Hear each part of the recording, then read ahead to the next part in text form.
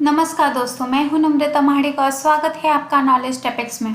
तो दोस्तों, हम देख रहे हैं पाइथन ट्यूटोरियल और आज के वीडियो में हम जो टॉपिक कवर करने वाले हैं वो है पिकलिंग एंड अनपिकलिंग। ये क्वेश्चन इंटरव्यू के लिए बहुत इम्पॉर्टेंट है। इस पे इंटरव्यू में क्वेश्चन पूछा ही जाता है, तो इससे अच्छे से कवर करेंगे। तो हम पहले कंसेप्ट समझते हैं। जब हम कोई ऑब्जेक्ट क्रिएट करते हैं तब क्या होता है, मैंने आपको प्रीवियस वीडियो में ये डायग्राम ड्रॉ करके बताया था कि जब ऑब्जेक्ट क्रिएट होता है तब क्या होता है। सपोज यहाँ एक एम्प्लॉय ऑब्जेक्ट है E1, ओके, और ऑब्जेक्ट क्रिएट होगा एक्चुअल में हीप पे, राइट। तो पहले शायद आईडी होगा 101, फिर कुछ, देन एम्प्लॉय नेम होगा। ये एक ऑब्जेक्ट है क्योंकि ये स्ट्रिंग है, तो इसका कहाँ पे, कहीं और लोकेशन पे ऑब्जेक्ट क्रिएट होगा, राइट। और ये सैलरी है सपोज। तो ये कॉम्प्लेक्स स्ट्रक्चर है, राइट। अभी तो ये सिर्फ एक ही ऑब्जेक्ट है, बट समटाइम्स हमारे पास डिक्शनरी होती है एम्प्लॉयज़ की। तो ये सपोज यहाँ पे माइडिक्ट है, ओके। फिर यहाँ एक की वैल्यू आएगा, की वैल्यू में डेटा स्टोर होगा। और ये जैसे कि यहाँ पे एक ऑब्जेक्ट बन जाएगा, फिर यहाँ एक ऑब्जेक्ट बन जाएगा, फिर यहाँ पे एक ऑब्जेक्ट बन जाएगा, तो ऐसे बहुत सारे ऑब्जेक्ट होंगे। तो ये बहुत कॉम्प्लेक्स स्ट्रक्चर है, तो इसे हम ऑब्जेक्ट ग्राफ बोलते हैं। इसको हम क्या बोलते हैं, ऑब्जेक्ट ग्राफ, ओके। मतलब ऑब्जेक्ट ऐसे ग्राफ फॉर्मेट में स्टोर होंगे जो कि बहुत कॉम्प्लेक्स स्ट्रक्चर है। अगर अब मैं आपको बोलती हूँ कि आप इस स्ट्रक्चर को फाइल में राइट करो, तो कैसे करेंगे। पहले आप आईडी लोगे, राइट। ये जो आईडी है सपोज 101, उसके बाद आप उसका नेम लेंगे, सपोज कुछ तो नेम है, और फिर सैलरी लोगे, ओके। तो यहाँ हमने एक स्ट्रिंग क्रिएट कर ली है, राइट। और उसके बाद हम उसे फाइल में ऐड करेंगे। तो ऐसे ही हम और एक नेक्स्ट ऑब्जेक्ट बनाएंगे 102 नेम और समथिंग सैलरी, ओके। और उसको भी स्ट्रिंग में कन्वर्ट करेंगे, देन फाइल में ऐड करेंगे। बट ये जो फॉर्मेट है वो 3-4 ऑब्जेक्ट्स के लिए ज़्यादा अच्छा लग रहा है, राइट। बट जब हमारा ऑब्जेक्ट वेरी कॉम्प्लेक्स होगा तब हम कैसे हैंडल करेंगे, तो हमें फॉर लूप यूज़ करना पड़ेगा। देन हमें क्या करना पड़ेगा, हर एक ऑब्जेक्ट को विजिट करना पड़ेगा और फिर स्ट्रिंग में कन्वर्ट करो एंड फाइल में ऐड करो। तो ये बहुत ही कॉम्प्लेक्स ऑपरेशन हो रहा है, प्लस टाइम कंज्यूमिंग भी है। सो यहाँ एक प्रोसेस है सेरिलाइजेशन। क्या है, सेरिलाइजेशन। तो अभी देखते हैं कि सेरिलाइजेशन क्या होता है।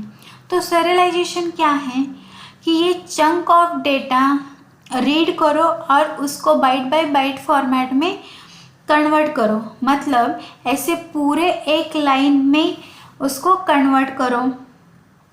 मतलब कितना भी कॉम्प्लेक्स स्ट्रक्चर हो उसको रीड करो और बाइट बाय बाइट फॉर्मेट में कन्वर्ट करो, और इसी को बोलते हैं सेरिलाइजेशन। अब अगर आपका डेटा बाइनरी में कन्वर्ट करना है, ओके, अगर मुझे डेटा बाइनरी में ऐसे कन्वर्ट करना है तो उसको बोलते हैं बाइनरी सेरिलाइजेशन।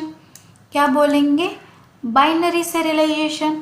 तो ऐसे ही हमारे पास जेसन सेरिलाइजेशन है, XML सेरिलाइजेशन है, ओके। XML मतलब कौन सा फॉर्मेट, ये टैग वाला फॉर्मेट में आ जाएगा। और जब जेसन बोलेंगे तो ऑब्जेक्ट के फॉर्मेट में रिप्रेजेंट होता है।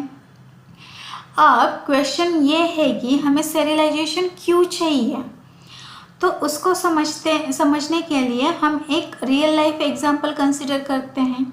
तो सब ATM यूज़ करते हैं। सपोज मेरे पास एक्सिस बैंक का ATM कार्ड है, ओके। तो मेरा सारा डेटा एक्सिस बैंक के पास स्टोर होगा, मतलब स्टोर्ड है। और सपोज उनका सिस्टम ओरेकल में डेवलप हुआ है। किस में? ओरेकल में। अब मैं पैसे निकालने के लिए मैं SBI ATM में गई और पैसे निकाले। और सपोज करो कि SBI ने उनका सिस्टम SQL सर्वर में डेवलप किया है। SQL server, okay. अब देखो, मैं मेरा एक्सिस बैंक का ATM SBI में यूज़ कर रही हूँ, तो मेरा फर्स्ट क्वेश्चन है कि ये अलाउड है या नहीं। तो हमें तो पता है कि ये अलाउड है, बट अब यहाँ जो सिस्टम यूज़ हो रहा है और जो यहाँ सिस्टम यूज़ हो रहा है और यहाँ सिस्टम यूज़ हो रहा है, वो दोनों कम्प्लीटली डिफरेंट है। मतलब SQL सर्वर को ओरेकल नहीं समझेगा और ओरेकल को SQL सर्वर नहीं समझेगा, ओके। तो जब मैं SBI से ट्रांजैक्शन करूँगी तब SBI एक मैसेज सेंड करेगा एक्सिस बैंक को कि आपके इस यूज़र ने ये ट्रांजैक्शन किए हैं।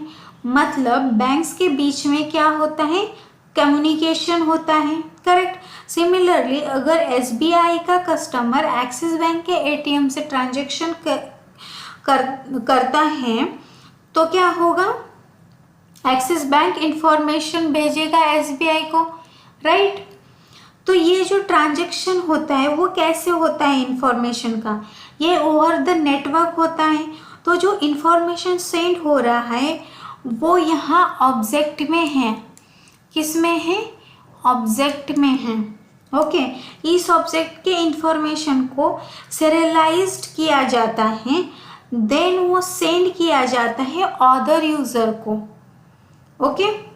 तो इसके पास डीसीरियलाइजेशन का टेक्निक होगा।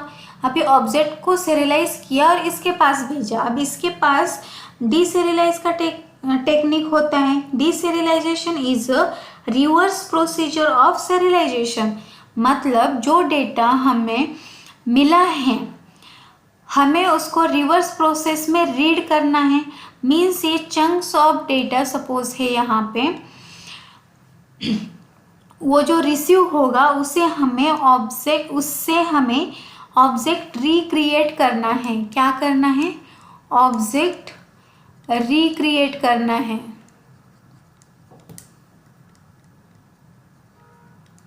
ओके। और इसी को बोलते हैं डीसेरियलाइजेशन। तो यहाँ तक कंसेप्ट समझ में आए सेरियलाइजेशन और डीसेरियलाइजेशन के। तो जब वन एप्लीकेशन से डेटा दूसरे एप्लीकेशन में ट्रांसफ़र होता है तब ये कंसेप्ट्स यूज़ होते हैं। तो डेफिनेशन क्या है सेरियलाइजेशन के प्रोसेस की? So serialization is a process of converting the data into sequence of bytes और deserialization is reading the sequence of bytes and converting the original object, okay. तो इसे सेरियलाइजेशन और डीसेरियलाइजेशन को पाइथन में टर्मिनोलॉजी है पिकलिंग एंड अनपिकलिंग। मतलब pickling means क्या है कि सेरियलाइजेशन और अनपिकलिंग मीन्स डीसेरियलाइजेशन, ओके। यहाँ तक आपको समझ में आया। अभी जो इसका इम्प्लीमेंटेशन है वो हम नेक्स्ट वीडियो में देखेंगे। तो दोस्तों अगर आपको ये वीडियो पसंद आया हो तो लाइक शेयर एंड सब्सक्राइब कीजिए। Thank you.